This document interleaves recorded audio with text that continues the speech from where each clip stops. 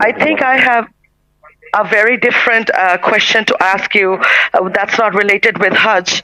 Well, we are two Mhm. sisters. I still have my mother living. My father has passed away in COVID in December 2020. However, Inna lillahi wa inna ilaihi my raji'un. parents, they never had a very peaceful relationship, and it kind of impacted us, me and my sister. Mm. Uh, Okay. right now, my question is recently, my mother had been blaming me and my husband. I'm running 37, we have no kids, with, Mm. properties and assets we have that has been left by my dear father. Now, I've been in constant battle mentally, and because, I actually found my father's dead body on the streets. Um, well, I actually had my husband as my rock to, support me and help for his funeral rites. Um, I've been in constant battle and seeking divine counseling from Allah subhanahu wa ta'ala, especially during my Sikara Salah. Now, I started recently, I've been retaliating with my mother. And my question to you uh, is there any fatwa where, that explains how parents should not abuse their children?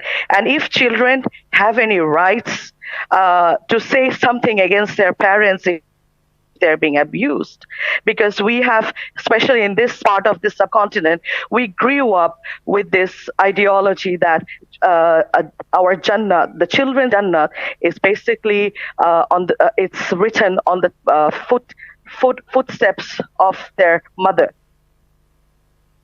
Please Uh-huh. enlighten me. Thank you, Roxana. Assalamu I got alaikum. your question. Alaikum salam. First of all, in Islam, there are no rights without duties and obligations, whether between the husband and wife or between the parents and the children. And there is a very interesting incident which I shared with the viewers before with regards to Umar al-Khattab when a man complained to him that his father is being rude to his son is being rude to him.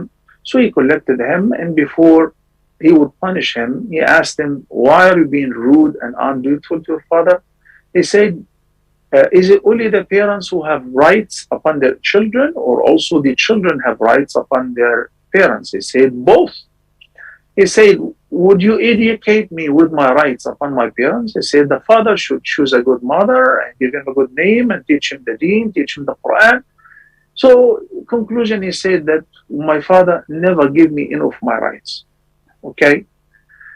So the incident of Umar ibn Khattab stated that yes, the children do have rights upon the parents. But let's say that the parents, whether truly or in your personal assessment, were not really good parents. Would that justify you being rude or mean to them or undutiful? The answer is no. From the Quran, Sister Rukhsana, what Allah the Almighty says, إما يبلغن عندك الكبر أحدهما أو كلاهما فلا تقل لهما أف ولا تنهرهما وقل لهما قولا كريما. Whenever both of them or even one of them reaches an old age, do not offend them. Do not even dare to say off to them because it is offensive to them in this age. They're very sensitive. Rather, you should give them and say to them noble sayings.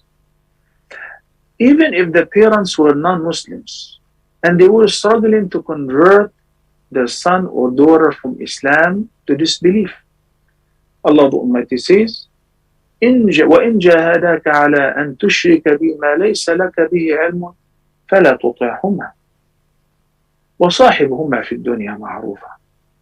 Yeah, you do not obey them if they ask you to do anything which is haram, kufr, or a sin, or disobedience. Sometimes the parents are separated. So the mother says to the daughter, never, ever talk to your dad. And if you talk to your dad, you're not my daughter. Or the father says to his son or daughter, if you dare to speak to your mother or visit your uncle or whatever, of course, do not listen to them.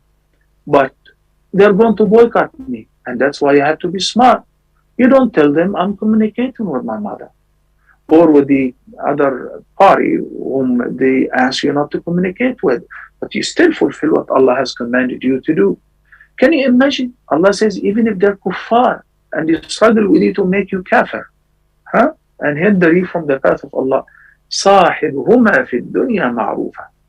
Fulfill their needs, obey their commands in lawful means. Because by the end, whether you believe it or not, they are your path to heaven. And Nabi sallallahu alayhi wasallam says that Jibreel came to him and said, say Ameen, Ameen, Ameen. And then we said, why?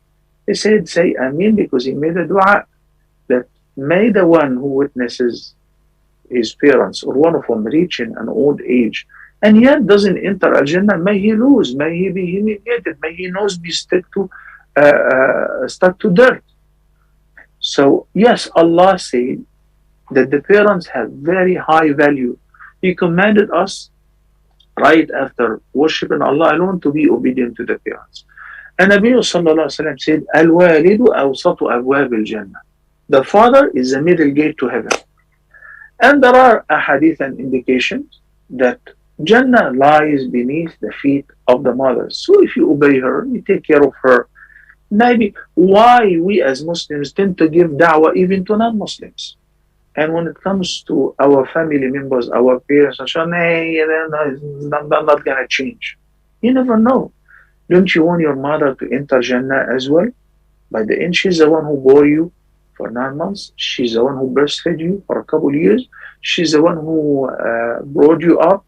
And may Allah have mercy on her and have mercy on you and your husband.